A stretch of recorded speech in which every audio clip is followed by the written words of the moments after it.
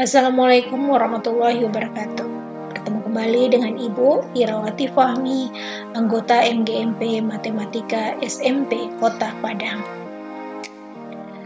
Pada pertemuan kali ini, kita akan mempelajari mengenai kekongruenan dan kesebangunan pada bangun 2 dimensi ataupun 3 dimensi. Namun, kali ini kita khusus membahas mengenai kekongruenan pada bangun datar. Adapun indikator pencapaian kompetensi yang diharapkan setelah pembelajaran ini adalah yang pertama, kita nantinya dapat mengidentifikasi dua benda atau bangun kongruen atau tidak. Yang kedua, kita dapat menjelaskan syarat-syarat dua bangun segi banyak yang kongruen. Dan yang ketiga, nantinya kita dapat menguji dan membuktikan dua segitiga yang kongruen atau tidak. Yang pertama, kita akan membahas mengenai pengertian kekongruenan. Mari kita simak. Bentuk bangun 2 atau 3 dimensi yang ukuran dan bentuknya sama persis disebut dengan kongruen. Dalam kehidupan di sekitar kita banyak menemui contoh-contoh bentuk kongruen.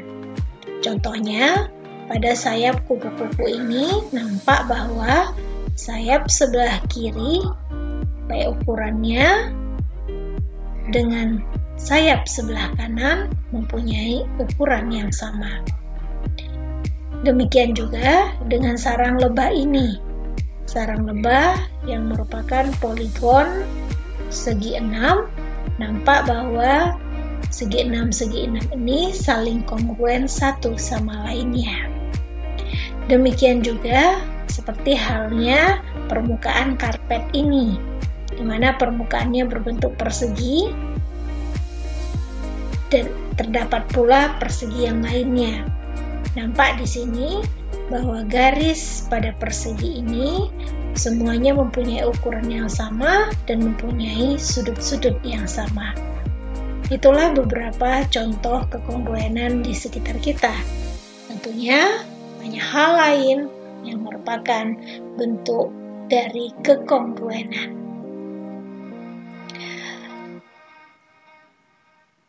Pada gambar berikut, bentuk semua segitiga ini adalah kongruen.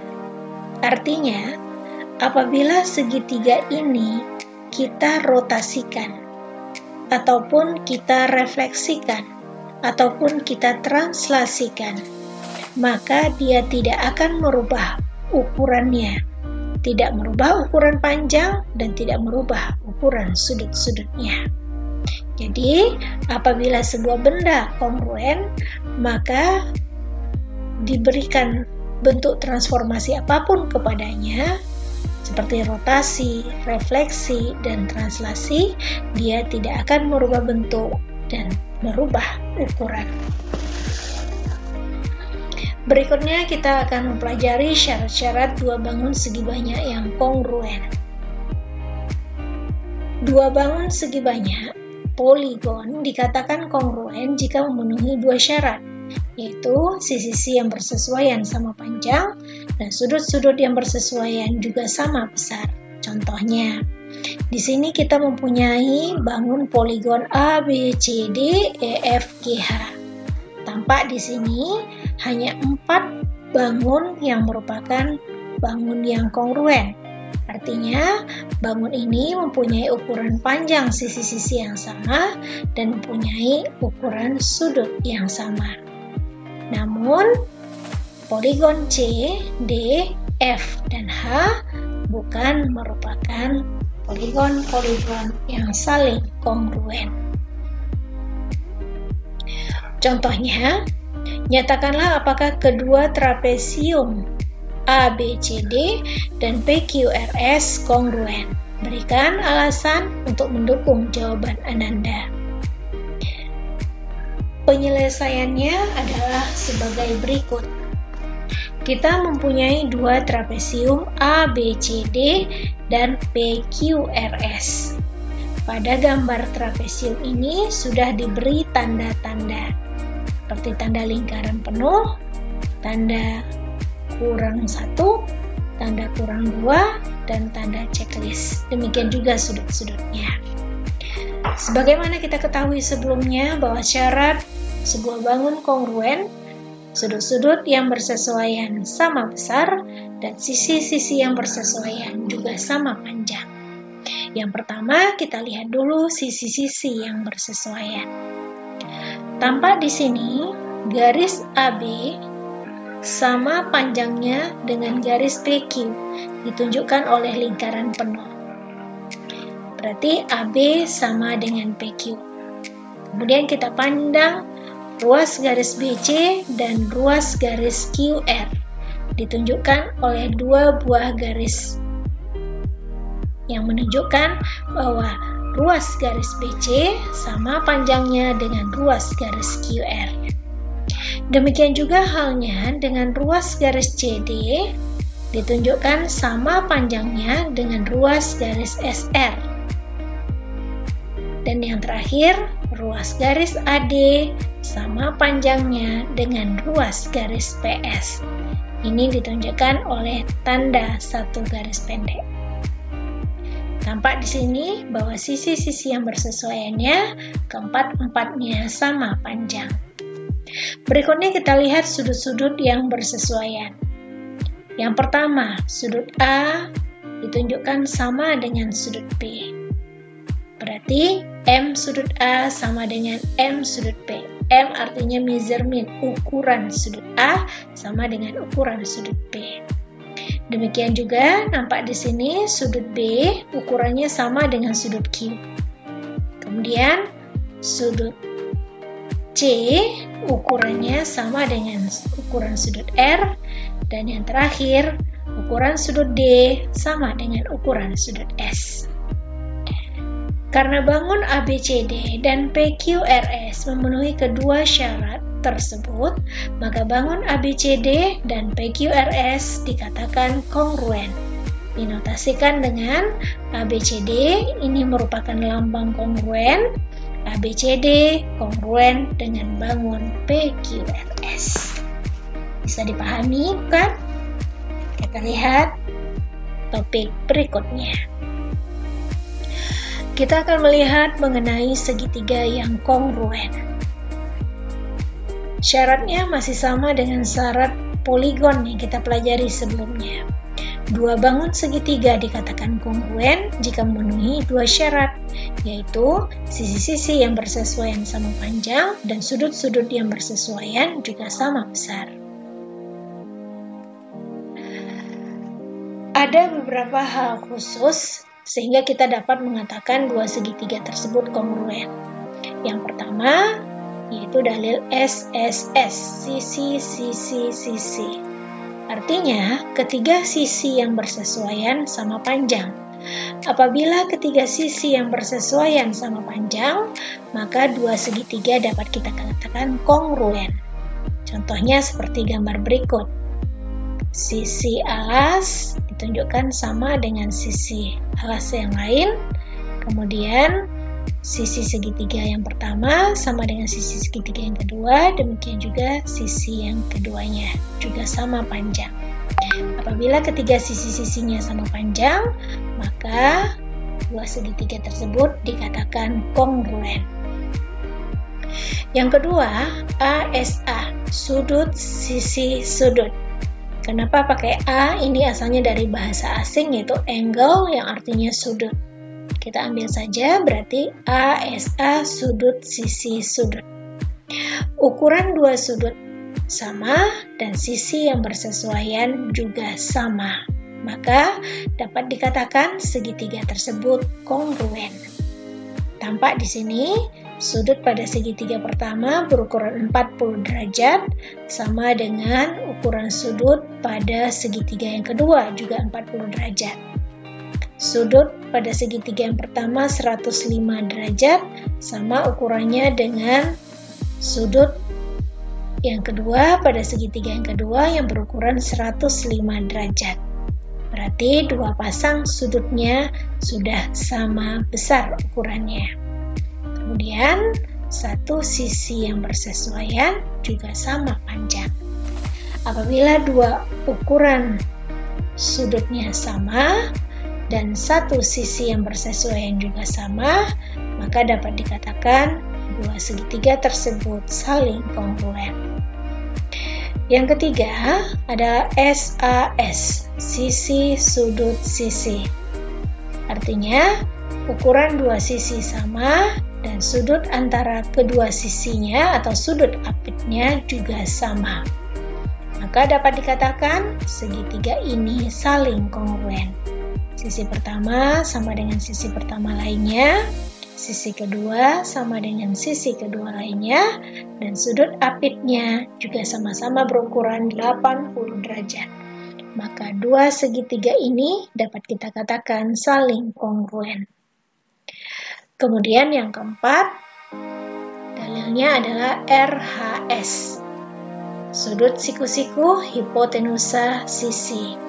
R ini maksudnya right angle, sudut siku-siku. H hipotenusa atau garis miring, dan S salah satu sisi siku-sikunya. Artinya, ukuran sudut siku-siku, hipotenusa, dan sisi yang bersesuaiannya sama. Nampak di sini, sudutnya siku-siku sama-sama berukuran 90 derajat. Kemudian hipotenusa ditunjukkan oleh dua garis pendek ini, berarti garis miringnya juga berukuran sama panjang. Dan yang ketiga, sisi siku-sikunya juga ditunjukkan sama panjang. Maka dapat dikatakan dua segitiga ini saling kongruen satu sama lainnya. Sekarang kita lihat contoh pemakaiannya. Nyatakanlah apakah kedua segitiga tersebut kongruen, berikan alasan untuk mendukung jawaban Ananda. Di sini kita punya segitiga ABC, di mana ukurannya adalah 3 cm, 4 cm, dan 5,5 cm. Kemudian segitiga yang lain, yaitu PQR dengan ukuran panjang sisi-sisinya 4 cm, 3 cm, dan 5,5 cm. Kita akan menunjukkan apakah kedua segitiga ini kongruen atau tidak. Maka, kita dapat melihat dari sisinya dan sudut-sudutnya. Kita lihat dari sisi-sisi yang bersesuaian. Nampak di sini, pada garis AB dan QR sama-sama berukuran 3 cm. Maka kita tulis AB sama dengan QR. Artinya panjang AB sama dengan panjang QR. Kemudian kita buat alasannya diketahui, karena diketahui pada gambarnya. Yang kedua, sisi BC dan PQ. BC dan PQ. Nampak di sini BC berukuran 4 cm dan PQ juga berukuran panjang 4 cm. Maka kita tulis BC sama dengan PQ. Kita buat alasannya diketahui. Dan yang terakhir, ruas garis AC berukuran panjang 5,5 cm dan PR juga berukuran 5,5 cm. Maka dapat kita katakan panjang ruas garis AC sama dengan panjang ruas garis PR. Kita buat alasannya diketahui. Jadi, segitiga ABC dan segitiga PQR kongruen berdasarkan dalil sisi-sisi SSS. Kita lihat contoh yang kedua. Nyatakan apakah kedua segitiga tersebut kongruen, berikan alasan untuk mendukung jawaban Ananda. Di sini kita punya dua segitiga ABC, di mana AC diketahui berukuran panjang 58 mm dan BC berukuran panjang 30 mm. Demikian juga PQR yang juga merupakan segitiga siku-siku dengan panjang PR 3 cm dan RQ 5,8 cm. Kita dapat membuktikan dua segitiga ini kongruen atau tidak berdasarkan sisi-sisinya dan sudutnya. Ternyata dari sisi-sisi bersesuaian kita dapat melihat bahwa panjang sisi siku-sikunya yang pertama 30 mm pada BC.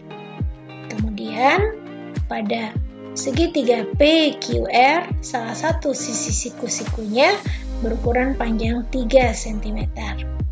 BC 30 mm artinya berukuran 3 cm dan PR juga berukuran panjang 3 cm. Jadi dapat kita katakan BC sama dengan PR. Kita buat alasannya. Sisi siku-siku diketahui karena diketahui pada gambar. Berikutnya, panjang sisi AC dan QR. AC merupakan hipotenusa yang berukuran panjang 58 mm atau 5,8 cm. Dan pada segitiga PQR, hipotenusanya juga berukuran panjang 5,8 cm. Artinya, hipotenusa pada segitiga ABC sama dengan panjang hipotenusa pada segitiga PQR. Maka kita tulis AC sama dengan QR dengan alasan hipotenusa diketahui. Kemudian satu-satunya yang ditunjukkan pada segitiga ABC dan segitiga PQR adalah sudutnya masing-masingnya siku-siku yang berukuran 90 derajat. Ditunjukkan oleh tanda siku seperti ini, maka kita tulis MB artinya ukuran sudut B sama dengan ukuran sudut P sama dengan 90 derajat. Dengan alasan sudut siku-siku diketahui. Jadi dapat kita katakan bahwa dua segitiga ini kongruen, yaitu segitiga ABC dan segitiga PQR kongruen. Dengan alasan sudut siku-sikunya, hipotenusanya, dan sisi siku-sikunya atau RHS. Demikian topik bahasan kita mengenai kekongruenan pada video kali ini. Pada video berikutnya, nantinya kita akan bertemu dengan topik kesebangunan. Tidak sulit bukan? Ananda bisa apabila Ananda berani mencoba. Demikian topik bahasan kita pada kali ini.